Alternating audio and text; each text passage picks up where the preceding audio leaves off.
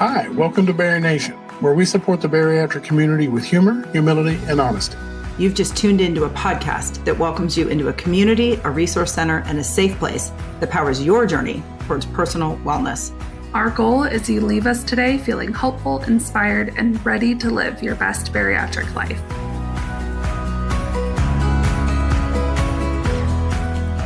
Hey BariNation, it's April. We recently launched our Drive to Thrive campaign, and that means that we need your help to keep the support coming. BariNation is a patient-founded and patient-led organization that has resisted the commercialization of our platform because we want to ensure that patient voice remains front and center. That's why you don't hear a lot of ads on the podcast. You're hearing more from patients themselves. But that means we need your support to keep it going. If this podcast has made a positive impact in your bariatric journey, or if you have listened and learned, please consider supporting it by making a one-time or monthly recurring donation. It's all going to support the organization that is supporting you. Join us at BariNationPodcast.com to learn more about our campaign and give. You've got this, and we've got you. Dr. Rogers, thank you so much for joining us today on the BariNation podcast. Excited to be here. This is the very first time that our listeners will have this opportunity to learn from you. So will you please take a few moments and introduce yourself? Sure. I'm Ann Rogers. I'm a medical doctor. I'm a bariatric surgeon. I happen to be currently the president of the American Society for Metabolic and Bariatric Surgery. So it's all I do. It's pretty much 100% of what I do is bariatric surgery. What drew you to bariatric care and medicine? In a past life, believe it or not, I was a breast surgeon. And then I went back to school to do a fellowship in bariatric surgery. It's a very similar population. It's a highly female population, not 100%, but highly female. Long-term follow-up, which is great. You really get to know your patients. They venerate their surgeons. It's a great patient population. It's just that the surgery itself and the science to me is a little more interesting. Wonderful. Who knew? Yeah. Right. Can you tell us a little bit about what the mission of the ASMBS is? The ASMBS actually has a formal mission statement, and they say that it's to enhance the well-being of individuals affected by obesity and obesity-associated illnesses through progression of or support of metabolic and bariatric surgical techniques and other interventions. That's the formal mission statement. And really, we've been a part of the ASMBS now for a full year on the corporate council, but we've had the privilege of going for the past 2 years and presenting. And even in the few short years that we've really been involved with it, we have seen this shift or this emphasis on also starting to include the patient voice. Are there aspects or elements of the ASMBS that are patient facing or patient forward? We have a whole part of our website that's dedicated for patients. So patients, for whatever reason, if they find their way onto our website, we'll find a patient-facing section that I think is really, really informative, and it has patient testimonials and FAQs and you name it. It's got a lot of information, and we have patients involved on our corporate council, and we actually have a patient education committee that's manned by doctors and integrated health people, to provide education in a variety of settings for patients. And we've actually linked this patient forward website in our show notes. So if you open the description of this show, there's a link, ASMBS patient page link there. And we absolutely recommend you check it out. The resources there are phenomenal, especially if you are in the pre-op stages and you're curious about the different surgery types that are out there. The page does a wonderful job of really breaking that down, and also talks about some of the things to be aware of before surgery and after surgery. Yeah, it also talks about the medical conditions that can be associated with weight. And I don't necessarily want to focus only on weight. And I know a lot of people do this because they want to lose weight, but it's also the surgeries are very good at helping improve quality of life and improve a number of diseases and to prevent a number of obesity-related diseases. Jason and I know about that well. Both of us have experienced a reversal of some metabolic diseases and conditions because we have undergone bariatric surgery. That's fantastic. We were actually having a conversation with, I believe it was Dr. Chen and possibly Dr. Cribbins. And they said something really powerful that while the outward facing outcome of surgery is a change in your weight, right? In your size and your shape. What it's really doing is addressing all of those underlying things that are happening in a person's life that aren't necessarily visible, right? Like Jason, your high blood pressure. You've talked about this many times on the podcast. You wouldn't know outwardly that you were struggling with that, but bariatric surgery helped you reduce your high blood pressure. A little bit, yeah. It runs in my family on both sides, so it will never go completely away, but I am down on the amount of medications, and the types of medications that I'm taking have been adjusted dramatically since That's pretty typical. I would say about 60% of people who have weight loss surgery will see some improvement, if not cure. But yeah, skinny people can have high blood pressure too. But other things are in the 90s, things like fatty liver and obstructive sleep apnea and whatnot. Yeah, those things have definitely improved in me. I did tell them that I will have to wrestle my CPAP away from me because I've grown so accustomed to it and the sleep is so good. I don't even want to know what it's like. A lot of people feel that way. It's amazing. You may have to dial it down a little. Maybe a little. Mm-hmm. I feel like you're describing myself, Dr. Rogers. I had fatty liver disease, obstructive sleep apnea. My A1C was in the pre-diabetic level. And when I had my surgery, my surgeon said, you have to come to your procedure with your CPAP machine. We won't perform this unless you have it. And I never wore it another day in my life. That's amazing. Yeah, it's one of the first things to go. It's really, really good for that because it's gotten to be exceedingly common amongst people in developed nations to have to use that CPAP. And it's a pain to travel with it and to use it. It's hard for some people to get used to. Mm-hmm. It was very hard I struggled with it for a decade. I fought it. And then, it really was miraculous. I couldn't believe it that it was literally the day I had surgery was the last day that I wore that machine. I think it's interesting that a lot of people just think it is about sleep quality. They don't even realize it's a major strain on the heart to not be treating your sleep apnea. It's another one of those silent killers like diabetes. Right. So I guess this kind of leads to a question that I didn't even think that we would ask. Why do you think then that people resist having bariatric surgery? It helps address or cure so many health issues, but yet people only look at it as a surgery to help you lose weight. Where do you think that disconnect is? I have a number of thoughts on this, but a lot of it gets back to the theme of my year, which is the stigma of obesity. And I think, I was talking to a guy a few months ago, and he happens to be a dating coach. And he was saying that, a lot of people think that it just won't work for them. But he says, look at you. You're a bariatric surgeon, and every patient that you take care of has been dieting since they were 5. And they don't believe they will ever be able to lose weight. But they will. It's the same sort of thing.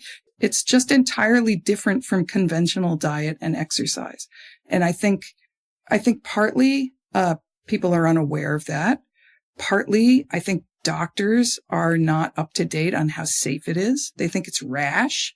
They think it's the easy way out, and I always say, well, if you're in a burning building, are you going to take some Byzantine route or are you going to go the fastest way right out the door? Right? Why not take the easy way out? And it, by the way, it's not easy. You know that already. It's by far not an easy thing. It takes a lot of courage to enroll in and to get through something. It's a lot of work. You know that. Mm-hmm. And then it's an operation and you recover and blah, blah, blah. But I think a lot of people think that it's a way around just getting your face out of the trough. There's so much stigma about obesity that there's an equivalent amount of stigma about obesity surgery, I think is the bottom line. It's one of the reasons we started BariNation, or way back in the day when we were called East to West WLS, is we were so happy and thrilled with the results that we were seeing from our bariatric procedure. We wanted other people to know about it because it took us probably 2 decades combined, if not longer, to make the decision to have surgery because we thought all of those things.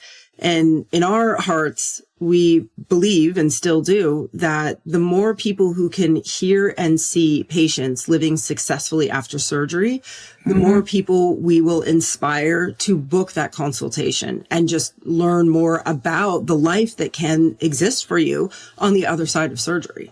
That's very interesting. So you actually have listeners who have not yet undergone surgery. Oh, yes. That's great.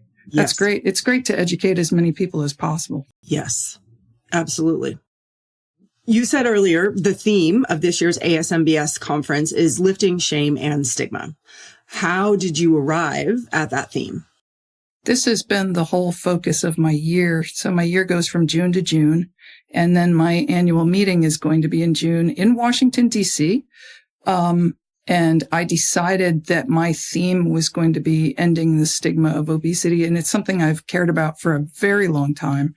I was a member of the weight bias committee of the Obesity Action Committee for some years until my OR day changed. I couldn't attend anymore, but it's something near and dear to my heart.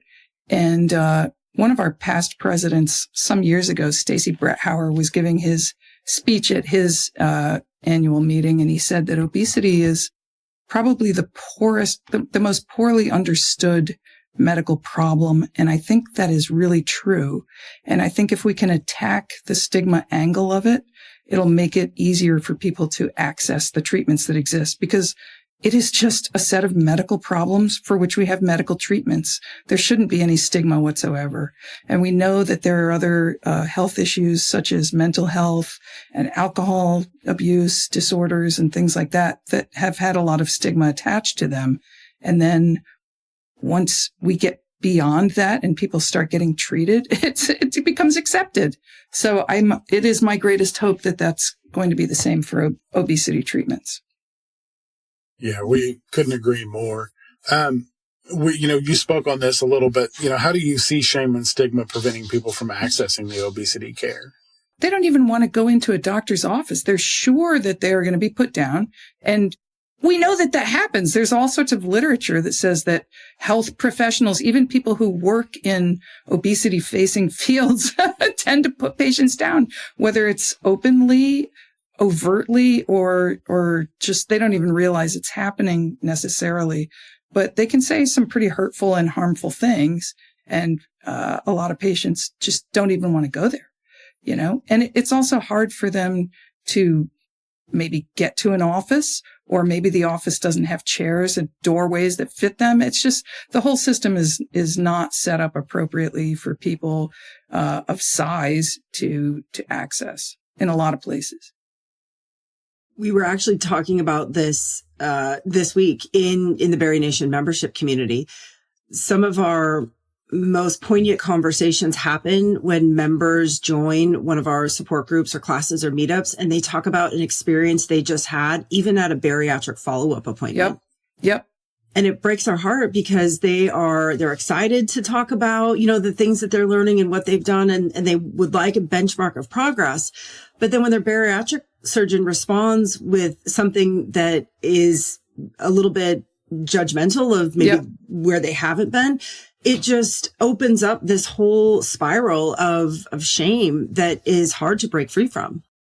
Oh my gosh, yes. In fact, I was surprised to see that, I won't name any names, but the surgeon on my 600-pound life is a real guy. I was kind of amazed to see that. And a girl who was previously my bariatric nurse practitioner sent me a refrigerator magnet that's that guy, and it says, "Why you eat so much?" Right? So it's like, what the heck? This guy's in the field. This is what he does for a living, right? And this is how he talks to people. So it kind of gives our field a bad name, but I don't think he's the only one, unfortunately. It's a struggle, right? Because sometimes we need that tough love, but other times we need care and compassion and understanding. And as a patient, right, if you have a difficult time advocating for yourself because you felt like for years that this disease was your fault, instead of, right, a disease, it can be challenging to say, that's not actually helpful, or, here's Right. how I like to be cared for. I think there's probably a way to give both at the same time. Tough love, but understanding what people are struggling with. A lot of times patients will ask me, well, have you had the surgery? Because they sense that I get it. Oddly, I haven't, but I definitely struggle with weight, right? We all get it. You can't go cold turkey without food, right? You can't stop eating. So it's very difficult to not have that constant chatter in your head driving you to the refrigerator. And I think most people have experienced that and should be able to talk about it. Yes. Well, and I feel like you kind of hit the nail on the head there. I mean, it's about threading the line of being compassion, but also letting people know, kind of where the missteps are and where the things that they could do better on and those types of things. And they can both be done. Yeah. We've been fortunate enough to kind of see all sides of it because of the people that we've been able to interview and stories that we've heard from people, and our own patient lived experience has kind of been equal across all sides. So, yep. What are some things, Dr. Rogers, that you would like to see or you would encourage practitioners to do or say when they're meeting with their patients to help lift that shame and stigma that either the patient could be feeling or the own bias that's maybe being presented, right, by the surgeon? I have a project right now that one of our medical students is working on. It's a very simple project where it's supposed to go out to our family doctors. And it's 3 questions. A patient comes to you for a checkup and they have a BMI over 50. What do you say? And one of the answers is nothing. That's not why they came to my office. Okay. The next question is, a patient comes to you for a checkup and they have an inguinal hernia. What do you say? Send them to the surgeon, right? A patient comes to your office for a checkup and they have symptomatic gallstones. You go to the surgeon, right? Okay. So we have to start with the fact that it's a medical condition and that we have treatments for it. It's not something that requires shame or blame or anything of the sort. We don't even have to go there, and they don't either. It's so important. That is so important. If my primary care physicians, or any of them in the 43 years that I've been on this planet, would have approached it that way, to say, just like every other disease that Correct. humans can suffer through, for somebody to say, you're battling a disease, this isn't a you problem, you aren't doing anything wrong, your body processes energy differently. Correct. And there are treatments out there that can help with that. Oh, because that has nothing to do with my weight or my size. That has everything to do with what my body is doing or is not doing correctly. Correct. And I just think that there is a lot of ignorance, unfortunately. There's a lot that, we went to medical school a long time ago and maybe we haven't been able to keep up on everything. I don't know. But people have to enter this era. I mean, the AMA decided this was a disease over 10 years ago.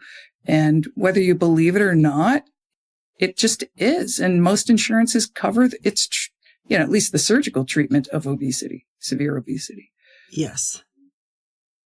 That is the other interesting thing, right? Bariatric surgery is one of the most accessible treatments for the disease of obesity. It is covered by so many insurance carriers and plans.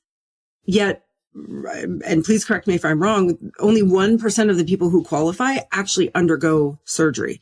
Yep. And I know this ties back into the shame and stigma. And having these conversations, we know, will help lift some of that for patients. Are there other things, though, that you wish the greater society, patients, or surgeons were doing to ensure that more people access surgical treatment? It all does get back to stigma, unfortunately. But for instance, there are all sorts of really strange, difficult requirements that most insurances make you jump through in order to qualify.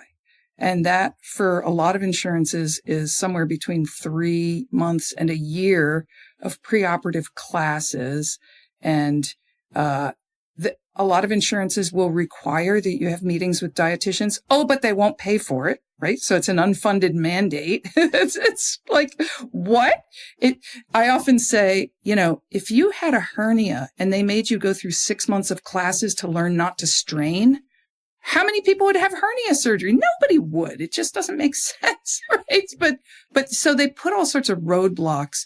And I believe it's in hopes that a lot of people will fall out, and a lot of people do. Over 50% of people who enter a surgical weight loss program do drop out for one reason or another. And some of it has to do with high costs. Some of it has to do with the fact that many insurers, they'll pay for you to have a first-time operation, and then it's one and done, right? So don't you try ever coming back, right?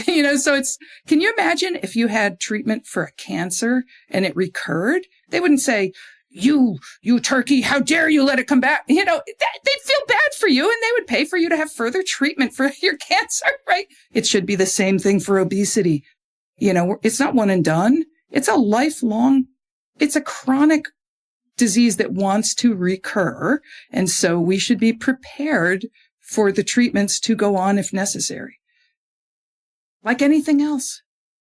Can't be like, well, you had chemo in 2012, so sorry. You did that already. We can't do that again. Yeah. You, how dare you, right? you had one hip replaced. We're not going to do the other one. We replaced one hip already. The other one's just going to have to ride out. Been there, done that, right? It's crazy. When you put it like that, it just makes no sense, and I always come back to, I spend, unfortunately, a lot of time on Capitol Hill, and at my annual meeting in DC, we're going to do some visits in Capitol Hill. And so you never meet with your lawmaker, you meet with their staffers, and their staffers are these young 23 to 25-year-olds, healthy, generally speaking, beautiful, blah, blah, blah. And we were talking to this one girl, and she says, well, can you think of any other disease where patients bring it on themselves and insurance still pays for it? Why, yes, I can. Smoking and lung cancer, eating at McDonald's and having heart disease. I can think of the fact that the state of Pennsylvania does not require that you drive your motorcycle with a helmet on. So let's say you get in a crash with a head injury. Oh, you were not wearing your helmet? Oh, sorry, we're going to leave you here to die. No! These people all get treated. Doesn't matter. And by the way, obesity isn't a situation where you're just bringing it on yourself. Like, nobody wants to have obesity. Nobody chooses it. Oh, I think I'll just overeat and have obesity. No, it's something that happens because of the difficulties of genetics and biology and a number of other things. You got me started. Big mistake. No, I think this is not a mistake. This is exactly why we wanted to have this conversation. Oh, good. Thank God. And I guess what I'm feeling a lot of hope on the inside, and I know Jason and I are just busting at the seams because this is what we do each and every day. But what became so apparently clear when you were talking, Dr. Rogers, was the cruelty of obesity treatment. Yep. I'm just going to say in America. It is. It's terrible. It's cruel. It's not even just in the U.S. It's pretty bad all over, wherever they have it. And no wonder so many people drop out. Avoid it. Yeah. Or drop out of the protocol because you already know the cruelty that lies ahead. You already, even if you don't consciously understand it, you unconsciously know. Yep. I have a year of jumping through hoops. I have a year of dealing with the reality of this disease. I still internally deeply believe that I'm causing this. It's my fault, right? And if people find out I'm doing it, they may trash talk me. Who knows? And if there's a 50% dropout rate, that really means that only 2% of people who struggle with weight are actually even thinking about entering a program. It's a real problem. As you know. As we know. Well, and Jason is just, or you just celebrated your 1 year surgical anniversary from your revision procedure. So you've gone through this twice. Yes, ma'am. December 12th was my 1 year from revision to SADI from the sleeve. Yes. Oh, that's amazing. Thank you. Yeah, Good job. Thank you. We talk about the shame and the stigma, and I shamed and stigmatized myself for about Of course 9 you months. did. Yep. Nine months telling myself I didn't deserve to have a That second you had chance. surgery and you failed it. I've heard Uh-huh. that from patients who've had one procedure and then needed a conversion or a revision or whatnot. And it's like, oh, I failed at every diet, and now I've even failed at weight loss surgery. No. Yeah, I failed myself. I failed the community. I failed April. I failed Natalie. It's so interesting because you might try several different blood pressure medications before you find one that works. And you don't think of yourself as a failure if it doesn't work the first time. You think, okay, time for the next thing. It's just, right. It's not fair. Well, and I would tell 100 other people the exact same thing, but I would not tell myself that, no matter how hard I tried. And and Dr. Cribbins, when it came time, we were talking about it, and he was like, "Would you tell anybody else in the community what you're telling yourself?" And I was like, "Absolutely not." Of course not. He's like, "So why are we talking about it?" And I was like, "It's so interesting." I had no response. These conversations help lift that, because the more people hear this back and forth banter, the more people hear the answer or a positive answer to the thing that they've been thinking up here, the more likely they are to get curious and start treating their disease as a disease and seek out treatment. Well, I can tell you one thing along those lines, which kind of segues into a whole nother topic, which is that a friend got me some semaglutide, the pill version, which is called Rybelsus. So the higher dose is injectable. It's Ozempic or Wegovy. And I had these Rybelsus tabs, and this person, who shall remain nameless, had taken it and lost a significant amount of weight and said, "Hey, try it," because this person is from Canada. So I had like 6 tabs, and I thought, what the heck? So I took it for 6 days, and it was kind of a pain because you're supposed to take it on an empty stomach and then not have anything for half an hour. So I couldn't have my morning caffeine, which was a bit of a problem. But the amazing thing is how it silenced the chatter in my brain telling me to go think about food. I could go a whole day and be able to think about other things. This is amazing. And I don't have severe obesity. I'm just Joe Blow, right? But I'm dealing with that, right? And so everybody potentially is. So I think those medications, when they work, can be very, very effective at helping people realize it's a medical problem that is responsive to medications. So I think that's a good thing, because even if these medications don't work for an individual, they may think, well, okay, I've got this problem and one treatment didn't work. Maybe I should consider surgery. So I don't fear them at all. I think they're a really great thing to have in our toolkit. That silencing of the food noise is something that we experienced initially after our bariatric procedures. Correct. But then it came back. It can come back. It can come back, and it can be with a vengeance. But then there's other things we can do to turn it around. One of which is conversional surgery. One of which is adding medications to people who've already had surgery. There's a number of things that can be done. Yes. Because obesity does want to come back. So you said this earlier, and thank you for saying it again. Obesity does want to come back.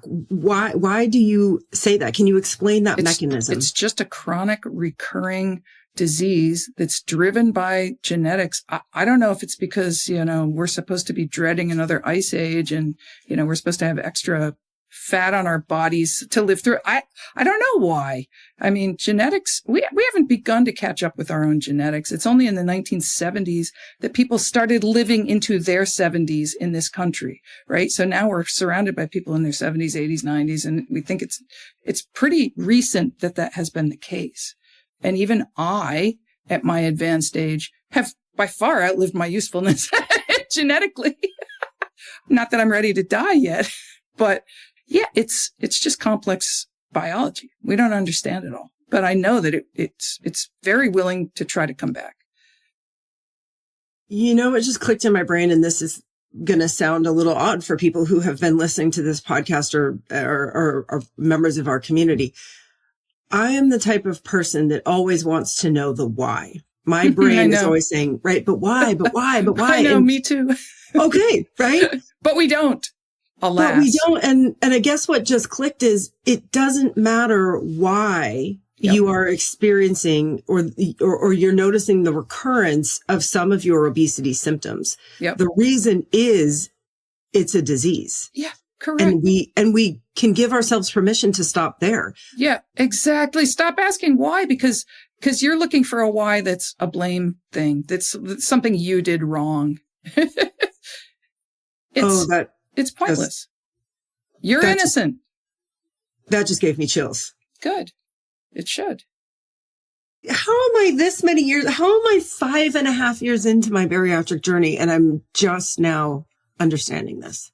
I think that hopefully we all continue to learn, right? There's a lot I don't know, and I'm not a finished product. I guess I'll be a finished product when I finally cork off, but you got to stay open to it and read the papers and there's a lot of research going on trying to get to the bottom of, why obesity happens and how these treatments work.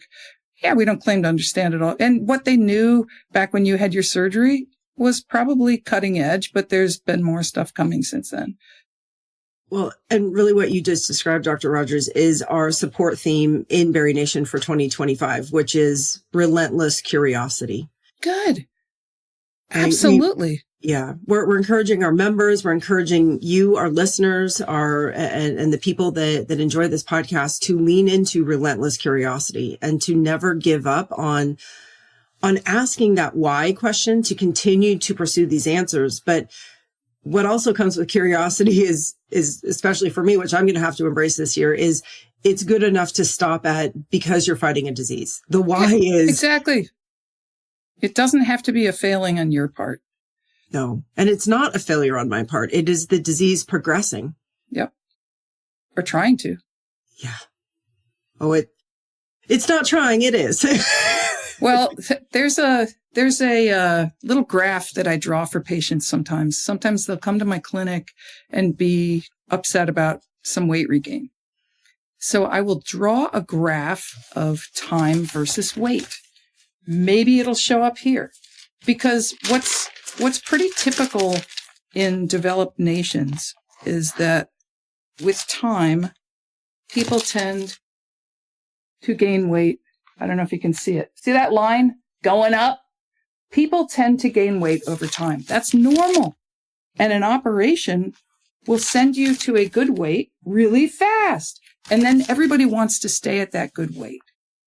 In reality, what happens is people struggle and gain and reequilibrate and do something like this. Okay.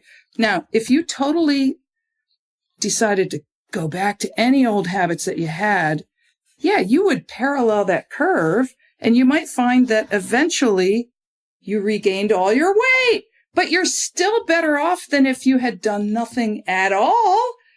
Right? So I tell patients, all is not lost, even if you regain every pound, because you're better off than if you had done nothing. And by the way, it's not too difficult to get down again. Usually it takes like journaling again and, maybe meal replacements with protein shakes once a day, a variety of things. And most people will lose 5 pounds within 2 weeks and realize, okay, all is not lost. I can get myself back on track. Yes. Not that it's easy, but. Yes, we have our entire supports in our BariNation membership community that are geared exactly towards this. Yeah. We have support groups that are led by licensed mental health professionals that are experts in helping people with weight recurrence. Yep. And really it starts with the mindset. It's what we're telling ourselves. It's what we believe. And we help people identify how those thoughts are maybe getting in their own way. And then we provide them the space to practice doing things differently.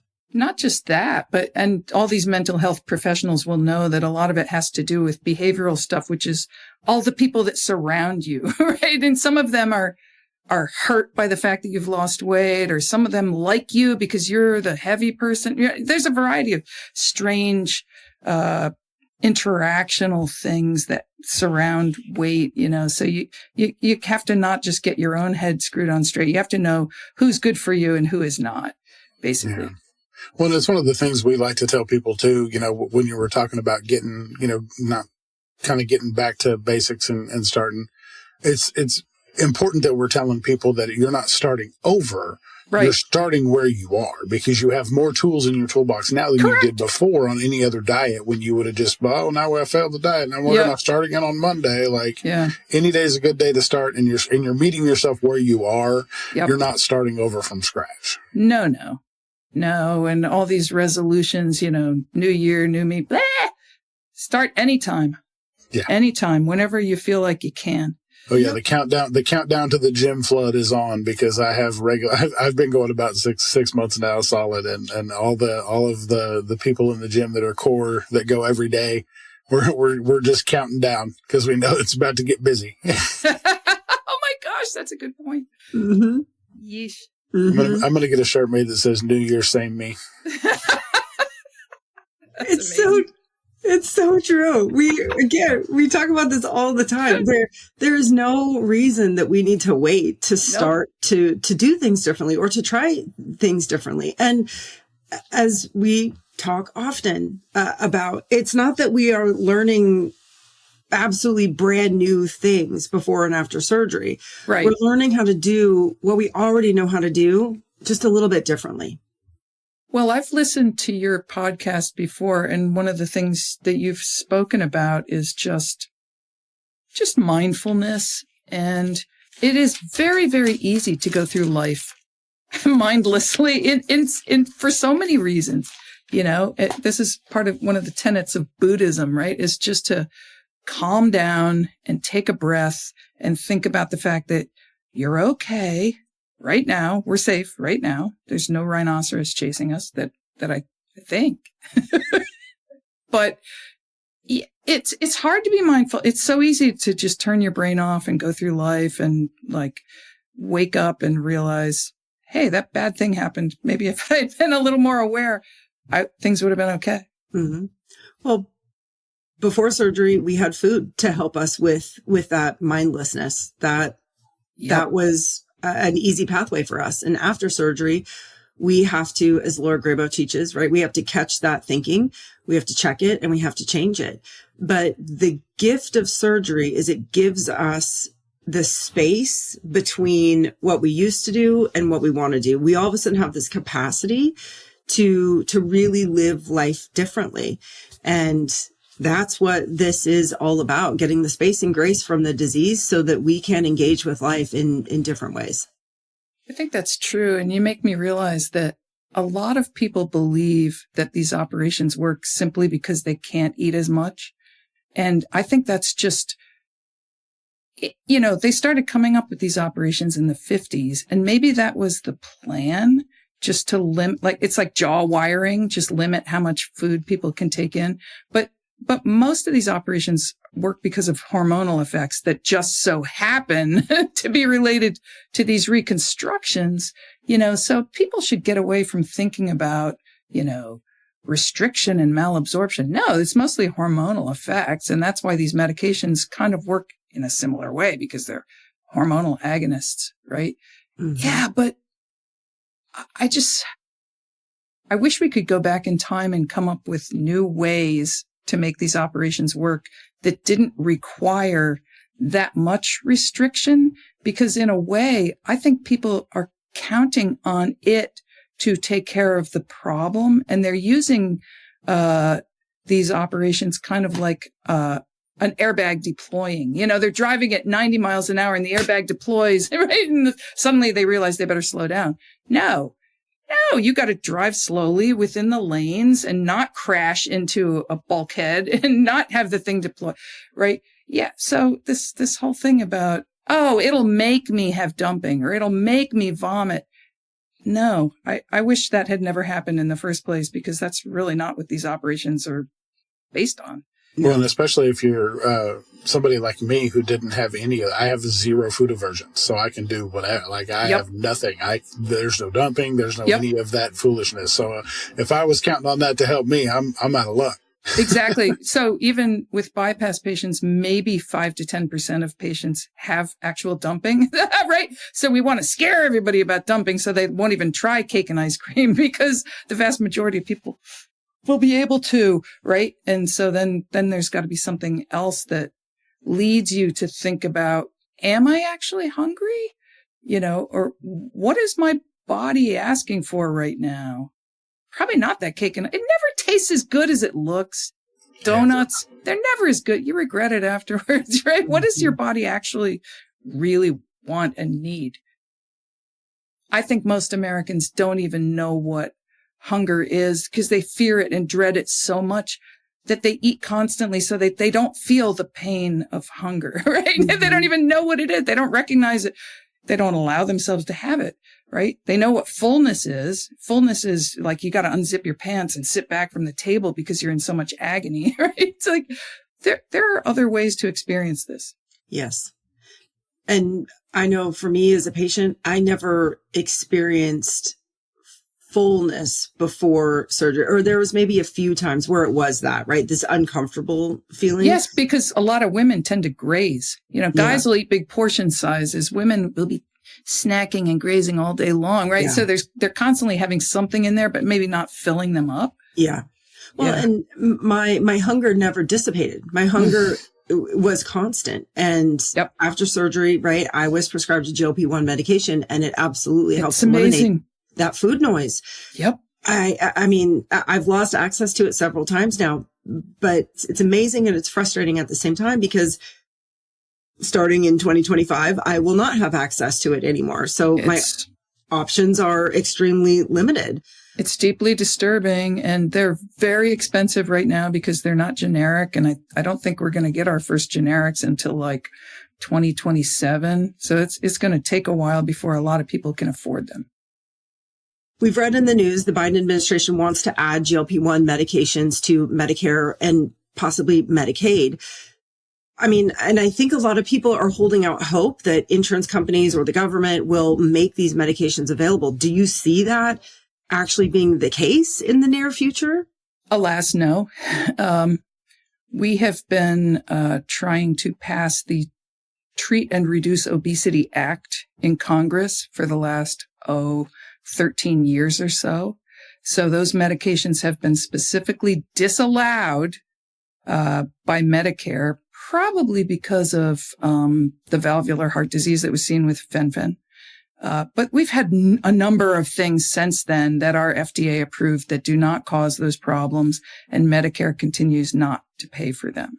And they're just simply not going to pay for anything at this time. Even these generic things, right? Because of the sheer cost. I think 20% of Americans are using these medications, and they're extremely expensive. So there's just simply no way the government is going to pay for that. Alas. Wow.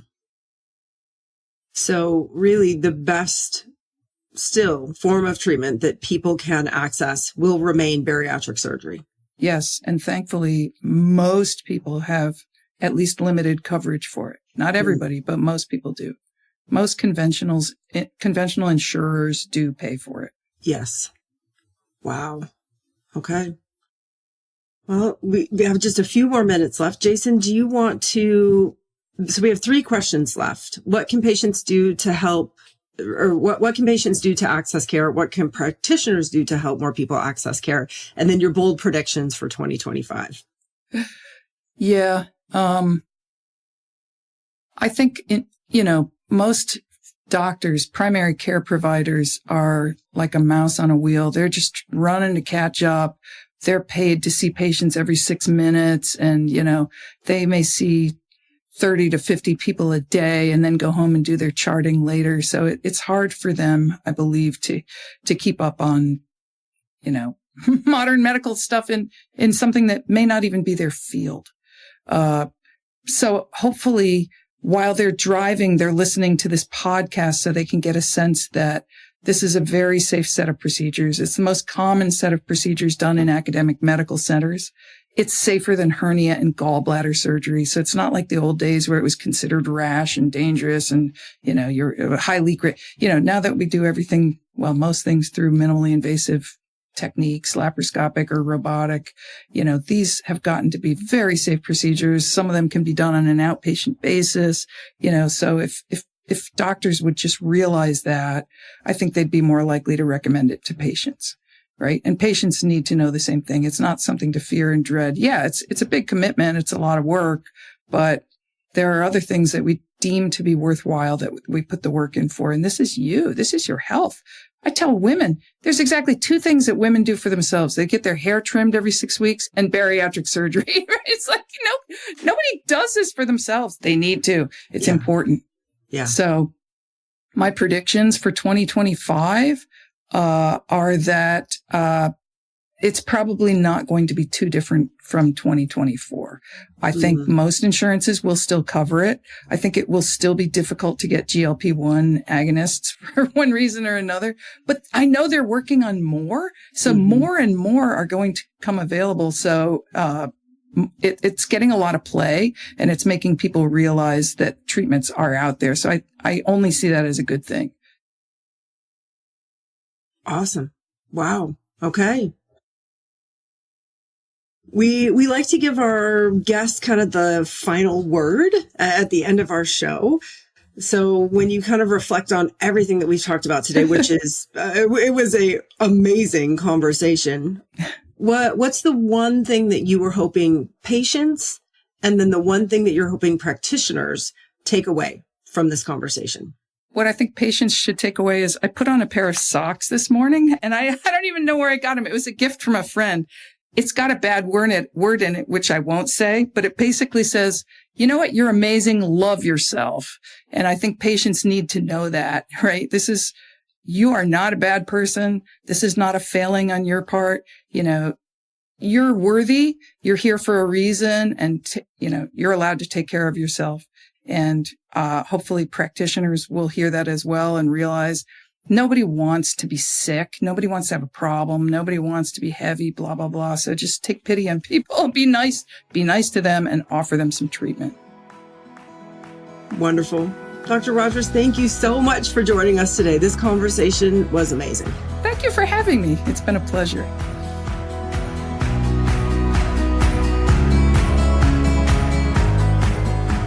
That wraps up another empowering episode of the BariNation podcast. If you enjoyed today's episode, keep the conversation going by joining the BariNation membership community, where you can attend live support events, access on-demand resources, and find a caring community. Join us at barination.mn.co. If you found this podcast valuable, help us produce it by becoming a $5 monthly supporter at barinationpodcast.com. And just remember, at the end of the day, you've got this, we've got you, and we'll see you next time. Bye, everybody.